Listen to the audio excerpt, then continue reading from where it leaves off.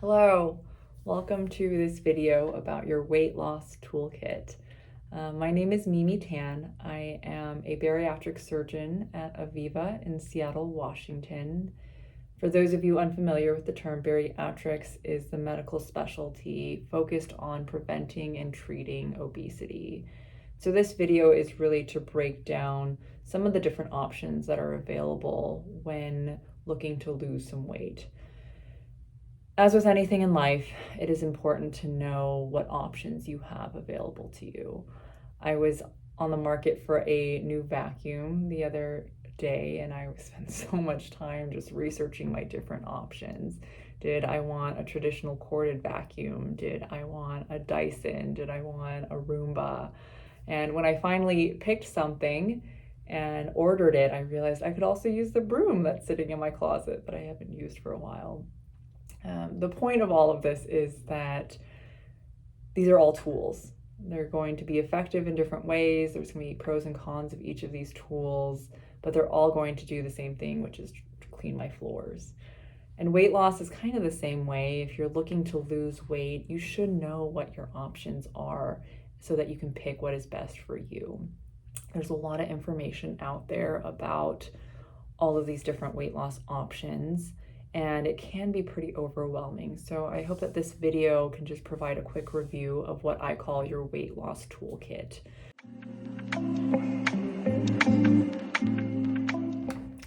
So you have three major tools in your toolkit when it comes to weight loss.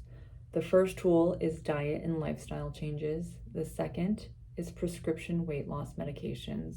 And the third is going to be bariatric or weight loss surgery. Now, looking at these three tools, your least effective is going to be diet and lifestyle changes alone. Prescription weight loss medications are more effective, and the bariatric surgery is going to be your most effective means of weight loss. I like analogies, so bear with me as I go over another analogy, but it is fall right now, and there are a lot of leaves in everyone's yard. Now, when it comes to clearing your yard, there are a couple different options or a couple different ways that you can go about that. One way that you could go about it is you could go outside and literally just pick up each of those leaves one by one and put them in a trash bag. That might be a really good option if you have just a couple of leaves in your backyard, or if your backyard isn't very big.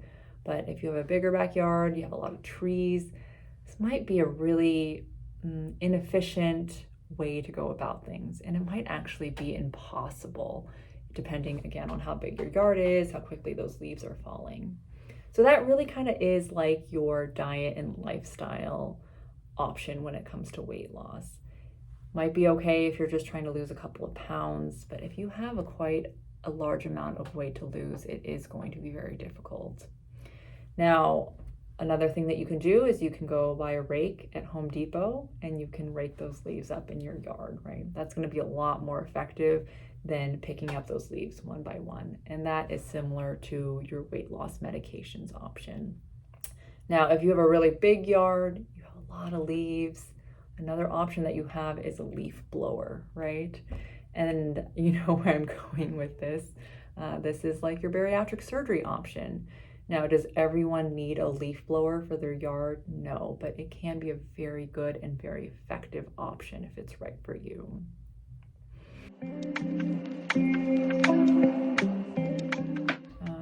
Eating correctly is absolutely foundational when it comes to weight loss and maintaining weight loss.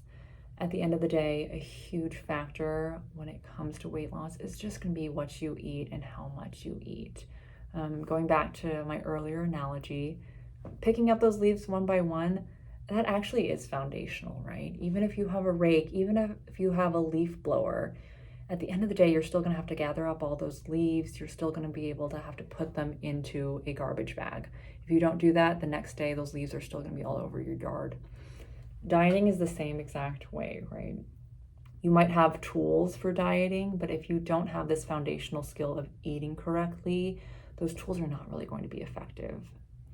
But let's talk about diet alone as a weight loss strategy. Now, if you have only about 10, maybe 20 pounds to lose, I think dieting alone is a great option. It's very reasonable, and there's a good chance that you'll be successful with that. But with the more weight that you have to lose or want to lose, this strategy tends to become less and less and less effective.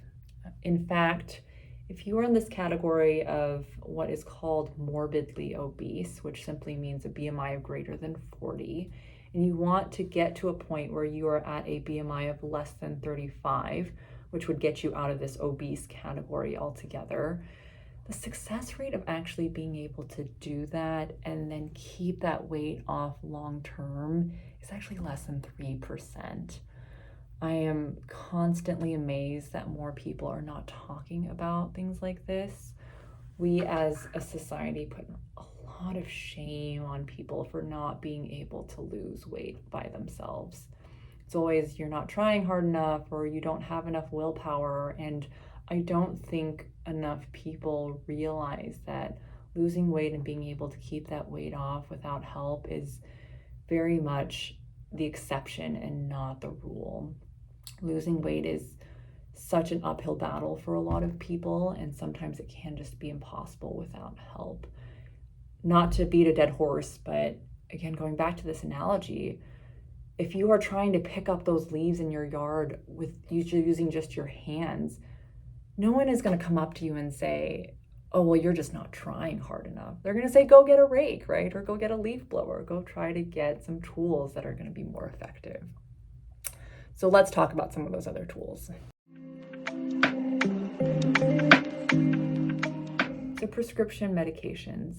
I'm going to keep this section somewhat brief.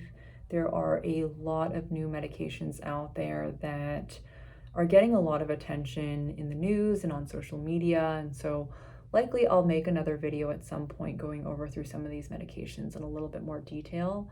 My goal today is really just to go over some of the big pros and cons of being on one of these medications. Now, the way that some of these medications work, a lot of them are going to work by suppressing your appetite. And then some of these newer medications also work by making you feel full faster and for a longer period of time. In terms of the benefits of being on one of these medications, a lot of them are going to be very effective, especially some of these newer medications. The initial studies coming out, they're pretty impressive, actually. Another big benefit or pro in my mind is that we do have a lot of options when it comes to weight loss medications. We have several classes of weight loss medications that work in different ways in your body. And so when you come to us looking to start a weight loss medication, we really do have quite a few options to kind of play around with and see what works best for you.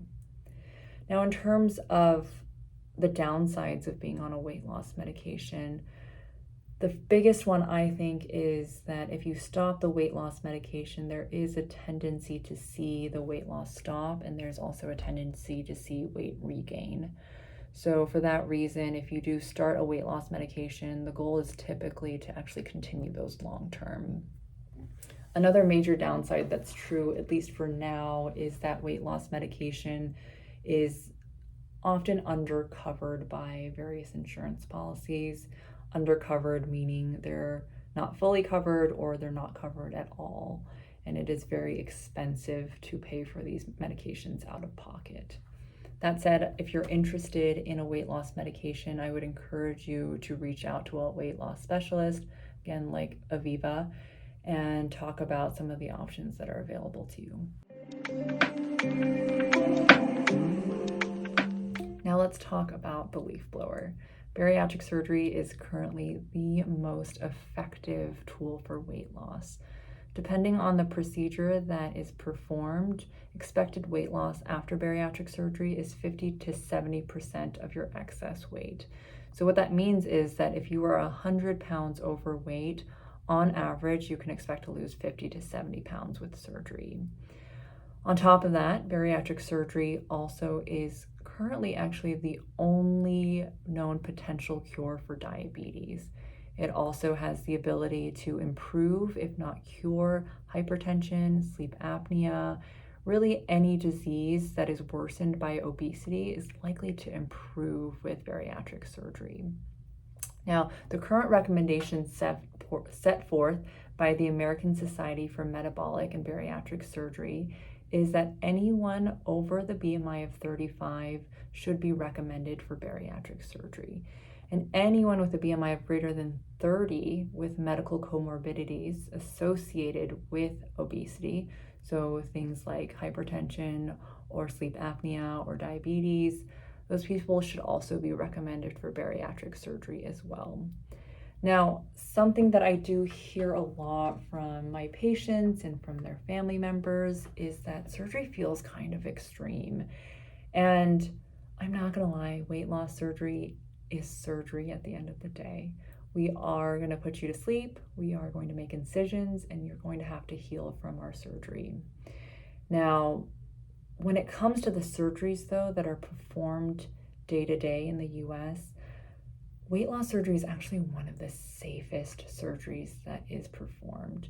There was a study done in 2017 that compared many common procedures that are done, again, day to day. And weight loss surgery was actually one of the safest out of all of the surgeries that were studied. Another common misconception that I hear about surgery is that it's the easy way out. That simply is not true. Weight loss surgery is not a silver bullet. It's not a magic wand. You still have to put work in it for it to work. We've talked about how difficult it is to lose weight without any help. It really is such an uphill battle with so many factors that we have no control over. And weight loss surgery simply kind of levels that playing field a little bit so that you're not working nearly as hard. And that brings me to my last point about bariatric surgery. Bariatric surgery is an amazing tool, but as with any tool, it does require maintenance and it does require work. For that reason, we actually recommend to all of our patients to continue to follow us long-term, potentially for the rest of their lives after surgery.